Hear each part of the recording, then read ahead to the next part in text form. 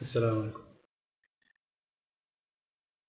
Alors, comme je vais entamer une nouvelle vidéo qui s'intitule, que je vais intituler, qui va parler des attributs de Dieu. Comment on doit comprendre les attributs de Dieu, tels que la main de Dieu ou la face de Dieu.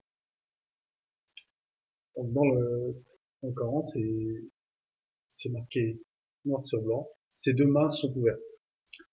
Et Allah subhanahu wa ta'ala aussi dit, ô Satan, pourquoi ne tu pas prosterné devant la création où j'avais deux mains? T'en fous-tu d'orgueil? Tu crois-tu parmi les hauts placés? Donc Allah, il parle qu'il a des mains dans ces versets. Il parle également qu'il a une face. L'Est et l'Ouest appartiennent à Allah, ou que tu te tournes vers la face d'Allah.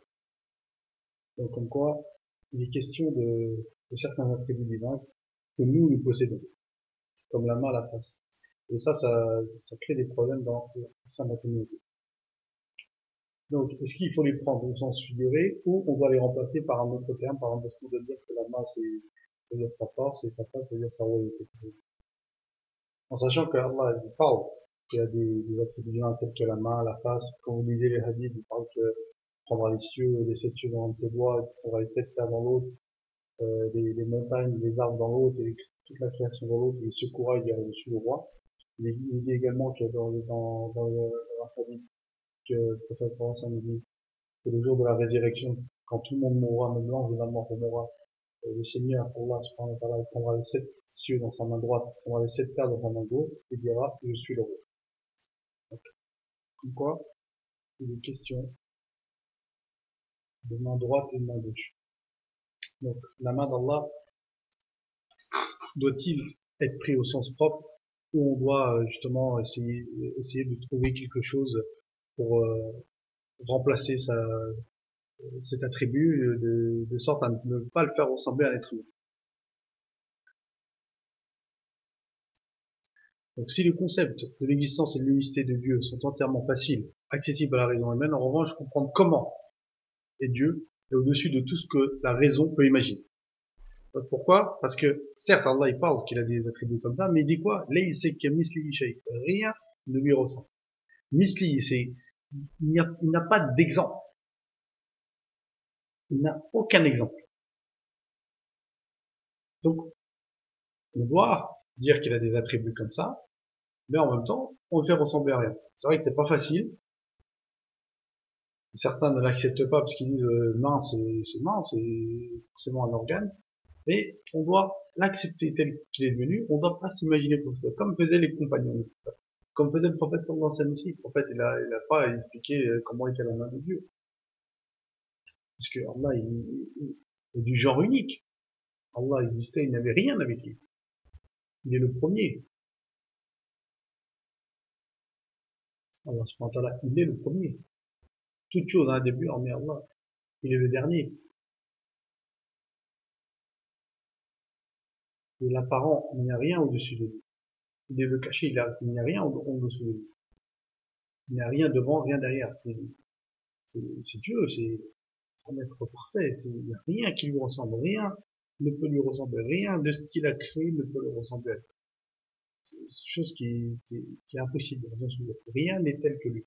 Il n'a pas de semblable, il n'a pas de contraire, il n'a pas du tout de ressemblance avec quelle que soit sa créature.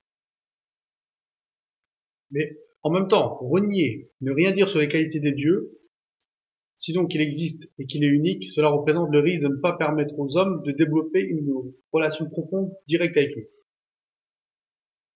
Donc, il fallait donc bien que Dieu décrive aux hommes ses qualités. Donc, voilà, en même temps, si on commence à renier les attributs divins, on commence à dire Dieu, voilà, dit qu'il ne ressemble à rien, donc on va rien dire, on va pas parler de ses mains, on va pas parler, c'est une chose incorrecte non plus. Parce que quand Dieu parle de quelque chose, on doit croire en cela, sans faire ressembler à quoi que ce soit.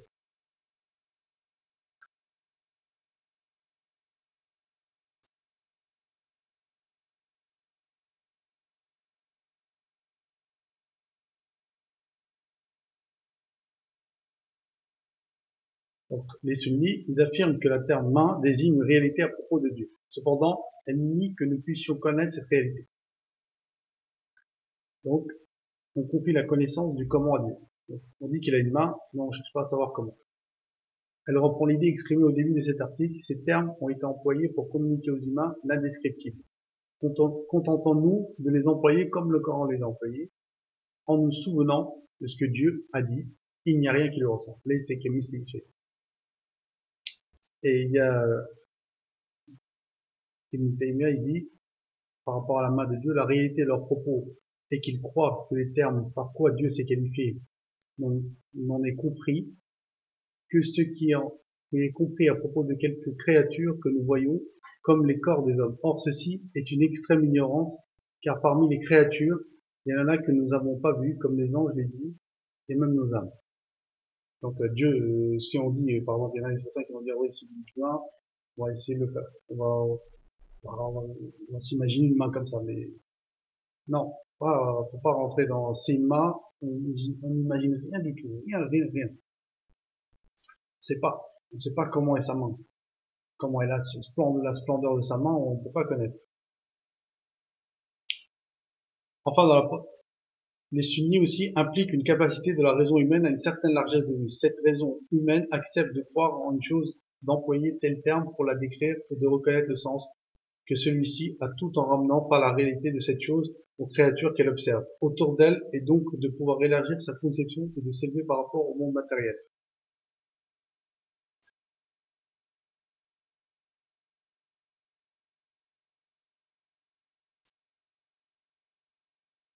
Donc, dans un hadith, il est dit, la main droite du miséricordieux est pleine. Ceci est un hadith que les savants ont rapporté. Tout nous apportons foi comme cela est stipulé, sans que cela soit détaillé ou imaginé. Ainsi on dit, plus d'un parmi les savants, parmi lesquels Sufyan al-Tawi, Malik ibn Anas, Ibn Unayna et Ibn al-Mubarak, ces choses sont citées, on y croit et on ne dit pas comment.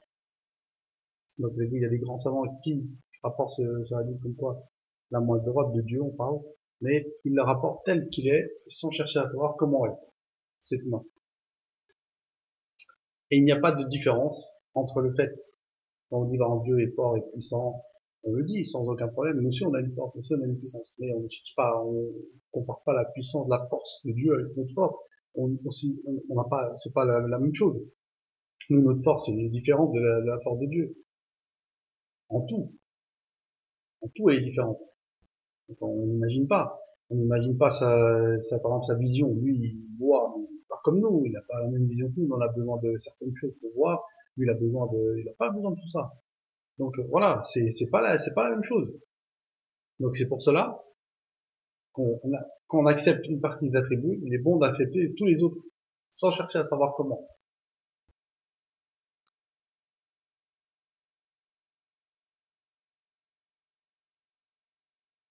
Si on commence à dire que sa main est comme notre main, son entendement est comme notre entendement, ceci est faux, bien entendu.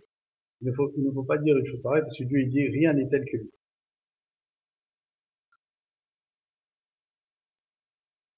Et dire que Dieu n'a pas de main, ou changer son attribut par puissance de Dieu, ou faveur de Dieu, est erroné aussi. Et dire que Dieu a des mains comme les humains, c'est erroné aussi. Par contre, maintenant,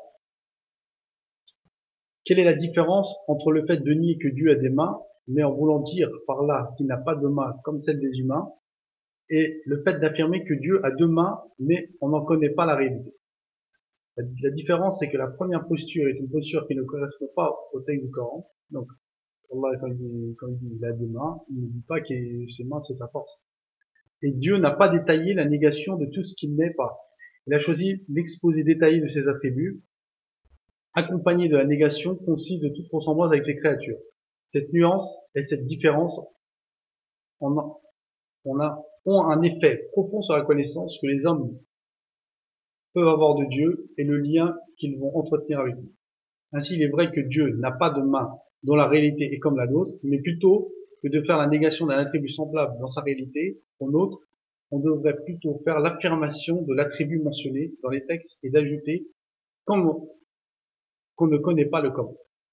Donc, quand Dieu dit qu'il a des mains et qu'il a une face, il est bon de parler de ça. Certes, il dit même que l'enfer dira, quand lui il va envoyer des damnés en enfer, l'enfer dira encore, et le jour de la résurrection, Dieu il va poser son pied sur l'enfer, donc Allah il va poser son pied sur l'enfer, et l'enfer à ce moment-là, ces deux côtés vont, c'est comme ça que c'est expliqué, vont s'approcher, l'enfer, ses côtés vont se rétrécir, et il dira stop, ça suffit, ça suffit. Donc là, Dieu va intervenir directement, et on parle là d'un autre attribut comme son pied, mais encore une fois, c'est la même chose, on n'essaie pas d'imaginer, on essaie d'imaginer rien du tout. On dit, voilà, on accepte l'attribut tel quel, et on n'imagine pas quoi que ce soit. Parce qu'il n'y a rien qui lui ressemble, il est celui qui entend et qui veut. Dieu n'a pas dit textuellement que lui, il ne ressemble à rien, même si cela est vrai. Dieu a dit qu'à lui, rien ne ressemble, avant de mentionner deux de ses noms. Dans le fait d'être qualifié des attributs qui sont employés à son sujet, comme ils sont employés au sujet des créatures. C'est donc à lui que ces attributs s'appliquent pleinement et complètement, et à ces créatures qui s'appliquent dans une mesure moindre.